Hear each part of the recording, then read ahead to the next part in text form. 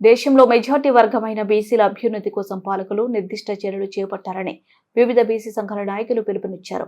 మంచిర్యాల పూలే భవనంలో శుక్రవారం రోజున మండల్ దివాస్ సంబరాలను వారు ఘనంగా నిర్వహించారు. ఈ సందర్భంగా మండల్ కమిషన్ ని అమలుపరిచిన వీపీ సింగ్ చిత్రపటానికి అంజలి ఘాటించారు. 1990లో ఆగస్టు 7న నాటి ప్రధాని విశ్వనాథ ప్రతాప్ సింగ్ మండల్ కమిషన్ సిఫారసులను అమలుపరిచి జాతీయ స్థాయిలో బీసీ రిజర్వేషన్లకు శ్రీకారం చుట్టారని వారు పేర్కొన్నారు. మండల్ కమిషన్ మొత్తం 33 సిఫారసులు చేస్తే నేటికి కేవలం 2 సిఫారసులే అమలవుతున్నాయని వారు తెలిపారు. మండల్ సిఫారసులని పూర్తిగా అమలు పరచాలని వారు డిమాండ్ చేశారు. కులగణన విషయంలోనూ మోడీ ప్రభుత్వం ఇచ్చిన మాట తప్పుతుందని శాస్త్రీయ పద్ధతిలో చేపట్టడం లేదని వారు ఆరోపించారు.